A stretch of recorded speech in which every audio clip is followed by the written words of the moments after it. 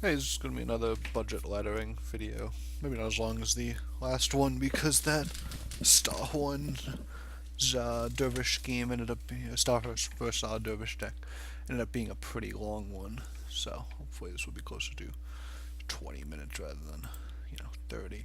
So I don't think we need Sunbloom right now. We actually don't. This is not a good starting hand. But hoping to get a 2-drop somewhere. This is not looking good. Having 3/5 drops is not where you want to be. But we do have the potential to win very quickly if we get a if we manage to play the Iron Cliff. So we still don't end up with any 2-drops. Silver God Knight's not a bad play for turn 2, but we are definitely behind just starting out. Hopefully our opponent doesn't develop anything crazy and we're able to... Okay, this actually isn't too bad for us because if we want, and I think we might want to, we can just Sunbloom. We don't really have a great place to... See, the issue is that we don't have a great place to play. I think we're not going to go for the win right away. So maybe we can replace this. And we can run over here and place this here, and then just Sunbloom here. And I think this kind of basically kind of resets us back to where we'd be on turn 1. And next turn maybe we can go something like play the Silver God Knight and buff the Healing Mystic to trade in with a 4 health minion. And maybe that allows us to just kind of jump back into the driver's seat a little bit. Okay, this is actually great. Because we can buff this and attack here and attack here and then just play this right here. We don't want to play it along the line here because we don't want to eat the Bloodborne spell. So this is actually not a bad position from where we started. And on our next turn we have access to, for instance, Afterblaze and then maybe Healing Mystic, or we can just, if we get something into a Dancing Blades, we could do that. It looks like our opponent has some kind of answer to our minion. Okay, Aspect of the Fox isn't too bad for us, honestly, because a 3/3 can still help contest the board. So they're going to be playing Hearth Sister and trying to take that out. And really what they play with the last 2 mana is going to be the important part here. Because we have 5 mana and they have 5 mana as well. Okay, so they don't play anything. So right here I think we just want to go like this. Attack here. Now they don't have Warbird up next turn, so I think we can safely play this. I was going to say play it here, but I think here might be just as good. And it doesn't leave me open in case I misjudge this. I'm really bad at telling when these come back up. I know this is supposed to indicate it, and you can see the outline, but sometimes I just mess it up for whatever reason, so sometimes I probably make suboptimal plays trying to play around that. So we have a big Provoke, and if we draw a Divine Bond, we're actually very close to lethal. I actually think we have lethal with, this does 6 if you have a Divine Bond. So we have 3 plus 6 plus 10 plus 2, so that would be lethal if we drew a Divine Bond. And we actually are pretty close, I think, even without it, because we have the Tiger and we have the Bloodborne spell. Unfortunately, we can't play all 3 in one turn. So I think here we're going to try to probably take one of these out and then move our hero away from that. Now, which card isn't contributing to our win here? Actually, I think we might want this, because it's a second Provoke, and I think we want to make it so our opponent can't move, because we're setting up a win. I think we actually don't want the Tiger. And so I think right here we want to move here to attack this. And then we can actually play the Dancing Blades and get decent value out of that. And then what I do is play this. And don't play it, we have nothing in line with our general. And then buff this up. And I'm not going to attack here. And right now I should probably be calculating whether or not it's good to attack here, using some kind of, idea of what they might have in their deck. But I'm not going to attack just on the basis of, I think that if we win, it's going to be in one huge burst. and we don't really necessarily need to chip them down at all. So this is the Blistering Skull, and just got I don't want to say buffed or nerfed. I'm really not sure which it is. It was changed from a 3 mana 3/4 to a 4 mana 4/5, I believe. So it comes into play as a 4 mana 4/4. Okay, so can we win from here? I think maybe. I don't think we want Suntide Maiden either way. Magnetize. That's not very helpful. So right now we have 4 plus 3 plus 2. So that's 9. Plus 2 is just 11. So I think we need to trade off our minion here. And I think we don't need to attack. I think we want to make sure we survive. Now I'm playing this very, very conservatively, and I am aware of that. And I actually wanted to play this here, but I don't want to put it on for free damage. And I think I'm going to attack here.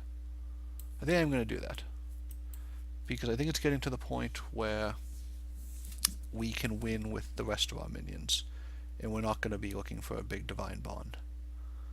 One thing I haven't really paid attention to is how many cards my opponent had in their hand, which I probably should be paying a little bit more attention to. Something like a, what is it? Whatever the card that summons 4 1/1 walls, 0/1 walls with Provoke, that would really slow us down here, and could really get us into some trouble, because I don't think we have any AoE outside of the Sunbloom. Oh, sorry, I keep highlighting cards and kind of obstructing the battlefield, so I apologize for that. So right now we're just looking for more Divine Bonds, maybe getting a Tiger back at this point. So maybe dumping that Tiger earlier was a bad idea. We just didn't really have a place for it yet. I mean, we have Lethal on board, because we have 4 plus 2 plus 3.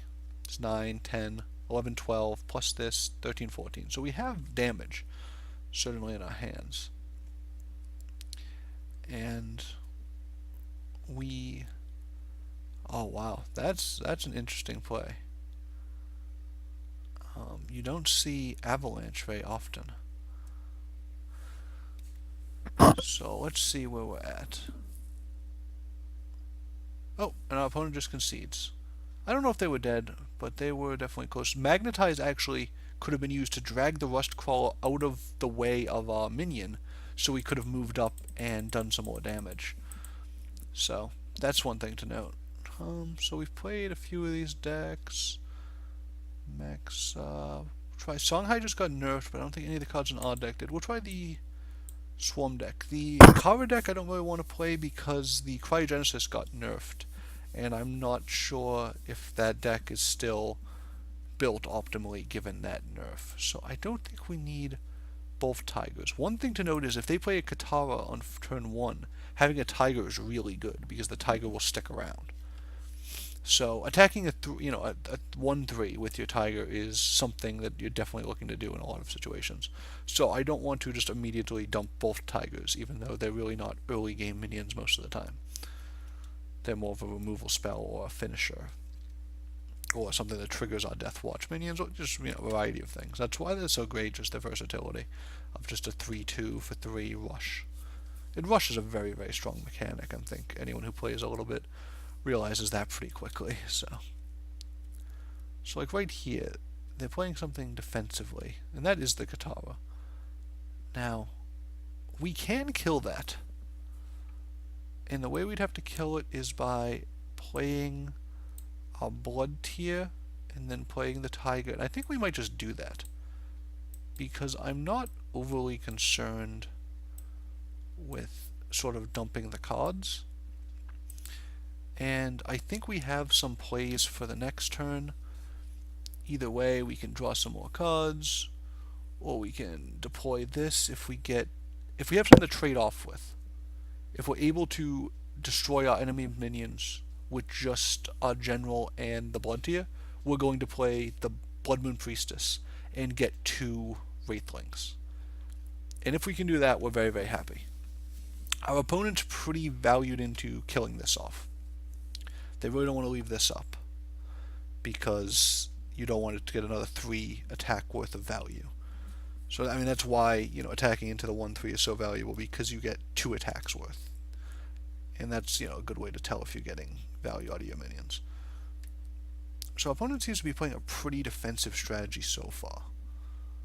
They really haven't been playing aggressively. Now, Key Beholder is interesting. This is not what we were looking for. Because that kills pretty much everything we have right now. And it makes the Blaze Hound look not very good.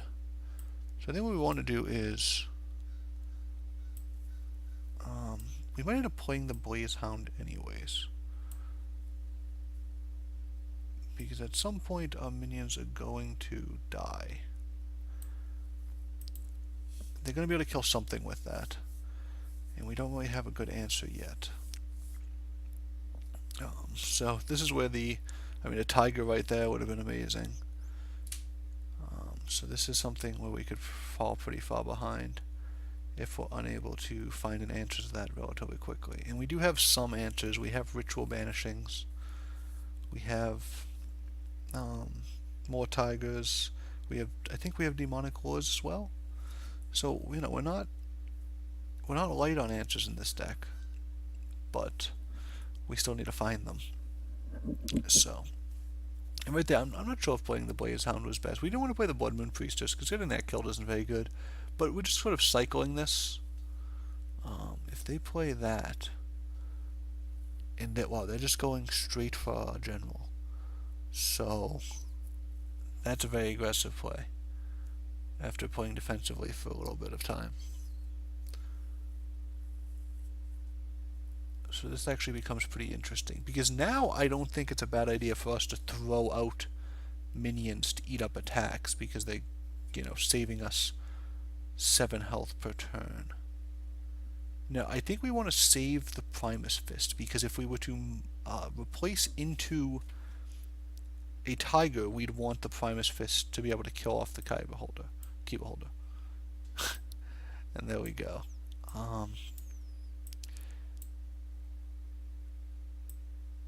And is this nearby? Yes.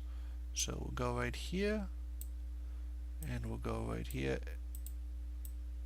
and we'll attack that.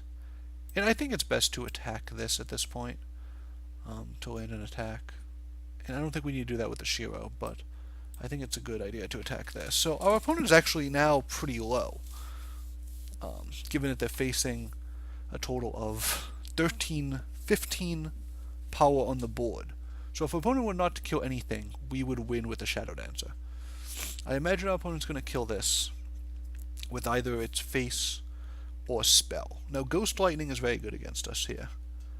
Ghost Lightning, you know, back over here, and then kill this, and we're left with just a Shiro, and they're at 14, but they have 4 more mana to deploy minions with, excuse me. They are enemies to us, but they're just regular minions. So, right there, our opponent got a little bit punished for not just killing off the Blaze Hound, and allowed us to get pretty far up. And they might have been able to position in such a way, or use their Bloodborne spell actually to run the Beholder away. Okay, so Onyx Bear Cell coming out is very good for us, and that's one of the reasons we attack, is because we still got the 5 damage off that before it got transformed. And this is a battle pet, so they're attacking that. Now, interestingly, this will get buffed by our Shiro. Now, if we can construct a situation where I'm trying to think of a situation where our Primus Fist is the only thing next to this, and it gets buffed by Shiro. And I'm not sure if we can exactly do that. No, I don't think we can unless we were to move it. So I don't think we're going to be overly worried with that. I think what we're going to do is move this here. Move this here. These movements look kind of goofy, but if we're going to play this,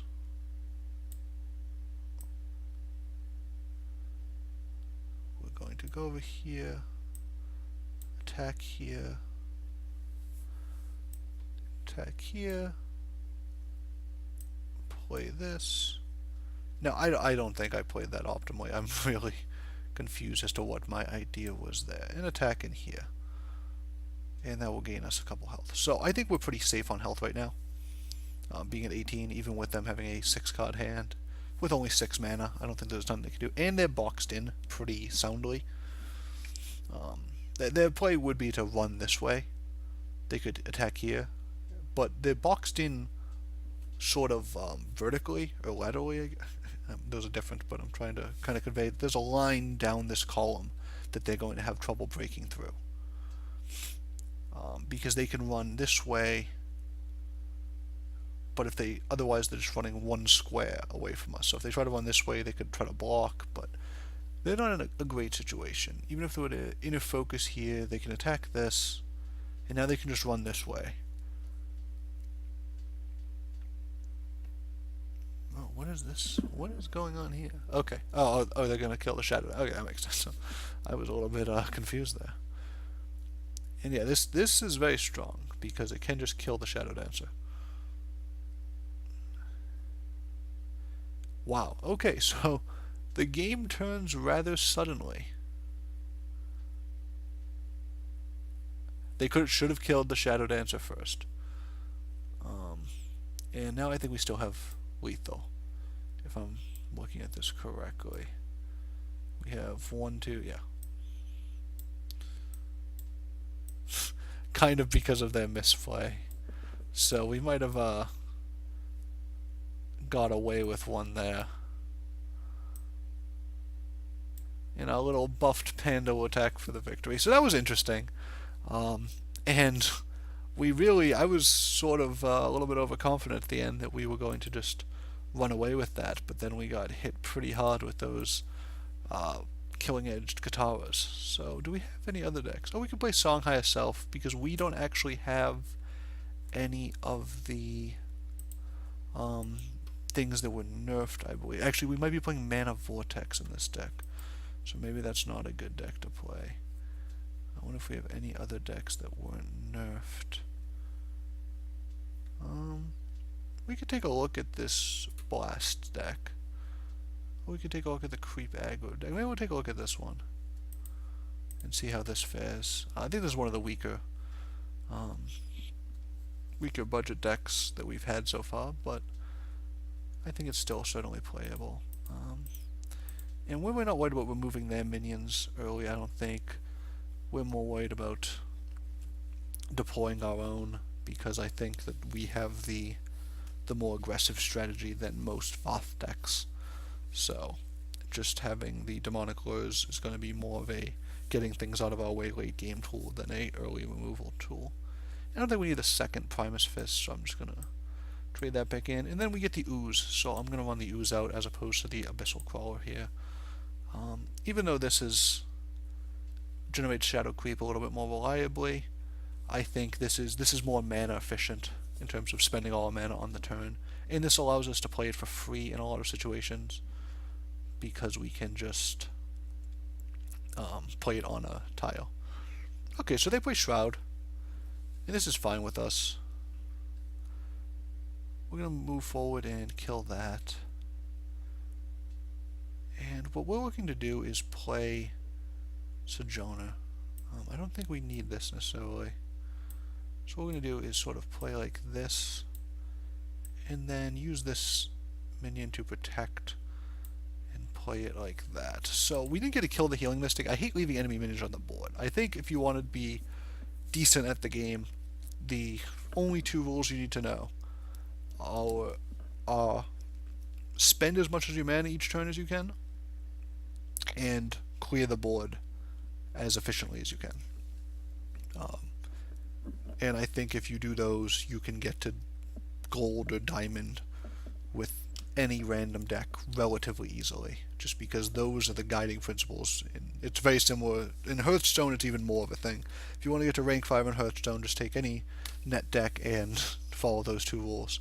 In this, you might need to work a little bit harder, but we those will get you a lot of the way there. Now, this is the changed Spelljammer. So it's a 3/5. So it's a little bit more beefy than we're used to. And we actually don't have a great way to remove it this turn. Other than, I guess we can play the Primus. This is going to run in here. Oh, that's unfortunate. What we're going to do is draw with our Sojourner first. That's going to be the first thing we do. Let's walk this in and draw a card. Depending on what we draw, I don't think we need the whip still. I don't know if we're going to need a second Sojourner either. Okay, so we get this. And right now I think we want to... We have 4 mana, so we can go like this. Like this. Ping... Oh. Did I screw that up? Kind of. Yeah, I wanted the Shadow Creep to be more central. I would have preferred to ping this with my Blood Tier and Abyssal Scar this minion. So the Shadow Creep would be here instead of here. I don't know if it's a huge deal, but it's one of those plays that I think it's slightly better. So here, approaching 6 mana, we want to be concerned about Mercantor Warbeast. So right here would be terrible if our opponent could play Mercantor Warbeast right here and attack this, because it would stay alive at 3 health, and then we'd have to remove it, and it'd be a whole thing. Then playing Plasma Storm isn't the biggest deal in the world. I'm not overly upset about that. And they're going to hit us in the face rather aggressively. I don't think we need the Shadow Nova. I don't think it's doing a lot in this game. And of course, as I say that, we get the Juggernaut comes down. So I think our best play here, even though it isn't mana efficient, is to maybe take a step back. I don't want to cede control of the board too much. So we can't actually be out of attack range, so I think it's actually better just to play it right here. And since we're the aggro deck, I think we're just going to attack in, because what we have to think is we have Dark Transformation. Oh, we get another Shadow Nova. This is a 4 damage spell as long as we have Juggernaut up. This is another 2 damage, so we actually have 6 damage in our hand. So he's going to Egg-Morph, so that's not too bad, because it's basically getting us a turn closer. He is casting Overload, so attacking the face isn't going to be as strong. Now we're going to replace this Shadow Nova again. And that's an interesting one. And I think what we're going to do is we need to attack for damage. So we want to place this such that our opponent can't hit all 3 minions with our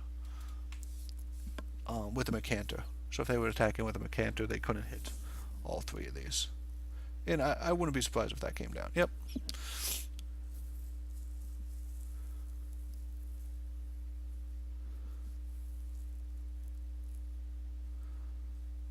So we're getting rather low on health. We're going to be down to 6. And what we're going to do is probably back up, replace this.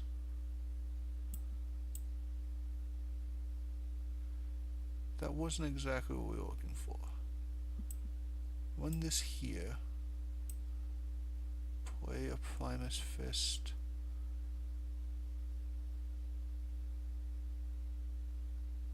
I think we want to back over here, play the Primus Fist here.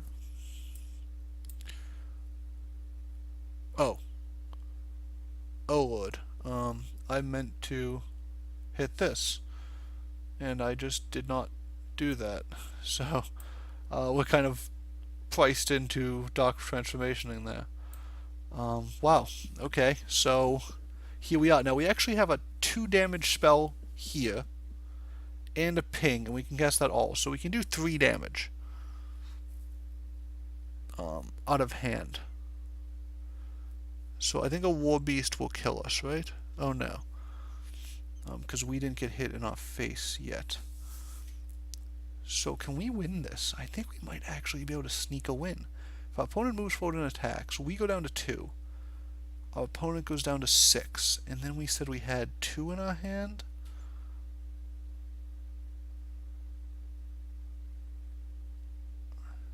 Okay.